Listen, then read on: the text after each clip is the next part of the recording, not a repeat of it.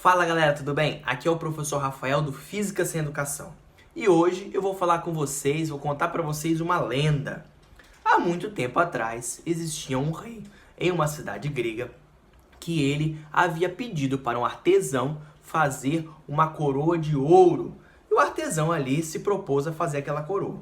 Então o rei forneceu ali todo o ouro necessário para que ele fizesse a coroa e também uma parte de ouro para o pagamento ali do artesão.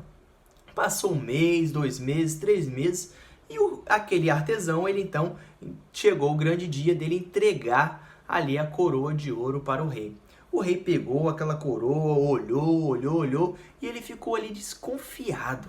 Ele ficou desconfiado para saber se realmente o artesão havia colocado ali todo aquele ouro que ele deu para a confecção da coroa. Então aquele rei chamou uma pessoa que era conhecida na época pela sabedoria, que se chamava Arquimedes. E ele deu o desafio a Arquimedes. Falou: Arquimedes, é o seguinte, eu paguei uma quantidade de ouro para esse artesão fazer a coroa. Só que eu estou desconfiado, eu não tenho certeza que ele utilizou todo o ouro. E não sei se ele misturou com algum outro metal, eu não tenho como saber isso. E eu vou te dar esse desafio e que você descubra se realmente essa coroa ela é ou não de ouro. Arquimedes foi para casa ali pensativo e de repente, quando ele estava ali tomando banho em sua banheira, ele teve uma grande sacada que poderia descobrir se realmente aquela coroa não era de ouro. A lenda diz que do jeito que ele estava, Arquimedes ele saiu correndo na rua e gritando: Eureka, Eureka, Eureka! Eureka em grego significa achei. Então ele gritou: achei, achei, achei, porque ele tinha descoberto de como ele ia conseguir ali desvendar esse mistério. Ele chegou, encheu um balde de água e colocou ali a quantidade de ouro que o rei havia dado e percebeu que parte daquela água ela transbordava. De repente, depois, ele pegou ali um outro metal, que era a prata, e fez a mesma coisa. E parte da água ali também transbordou. E ele mediu a quantidade de água que transbordou com a prata e a quantidade de água que transbordou com ouro. Pediu então a coroa do rei e colocou a coroa do rei no mesmo recipiente. E parte da água transbordou.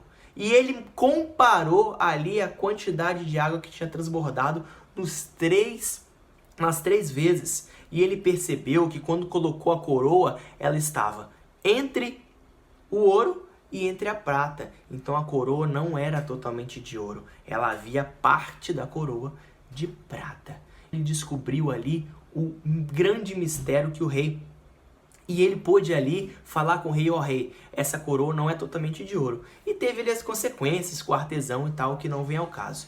Mas, professor, para que você está contando essa história? Bom, essa história é uma lenda, né? Nós não sabemos o quanto dela é de verdade, mas ela tem ali, ela começa ali, Arquimedes, ele percebe ali um princípio da física que é muito interessante, que se chama empuxo. E é isso que nós vamos discutir hoje. Antes de falar de empuxo, nós vamos falar de uma coisa chamada densidade. A densidade nada mais é do que a massa sobre um volume. Então eu vou pegar um volume, aqui é um quadrado, certo? Vamos pensar no quadrado. Dentro desse quadrado vai ter uma massa. E isso vai ser minha densidade. Quanto mais massa colocar aqui, ou seja, quanto mais massivo for aquele volume, maior vai ser a minha densidade. Se eu comparar então duas substâncias, uma que tem muita massa e outra que tem pouca massa no mesmo volume, a que tem muita massa vai ser mais densa e a que tem menos massa vai ser menos densa. É só pensar aí na água do mar e na água da piscina. A água do mar ela tem ali mais sais, né, do que a água da piscina. Então ela tem mais massa num certo volume, por isso ela é mais densa do que a água, por exemplo, da piscina. Tá, professor, e o empuxo? O empuxo ele tem dimensão de força, certo? Ele é uma força que vai atuar sempre para cima e ela vai se contrapor ao peso. Como assim, professor? Eu vou colocar uma esfera, por exemplo, dentro de uma água. Essa esfera que está dentro da água, a força que está atuando ali é o peso, né? A esfera tem um peso. E a água ali, ela vai exercer sobre aquela esfera também uma força, que se chama empuxo. O empuxo nada mais é do que ele está associado ao líquido deslocado. É justamente aquele transbordamento que foi feito lá no experimento. Aquela quantidade, aquele volume de líquido deslocado. E como se calcula o empuxo? O empuxo vai ser dado, então, pela densidade da massa, da esfera, por exemplo? Não, a densidade do líquido, certo? Do líquido deslocado. Então, é a densidade do líquido deslocado vezes a gravidade, porque em cada lugar vai ter uma diferença, né, quando a gravidade for diferente, vezes o volume deslocado, do líquido deslocado. Então o empuxo ele sempre está associado ao líquido, tá? Essa força que empurra para cima, ela está associada ao líquido.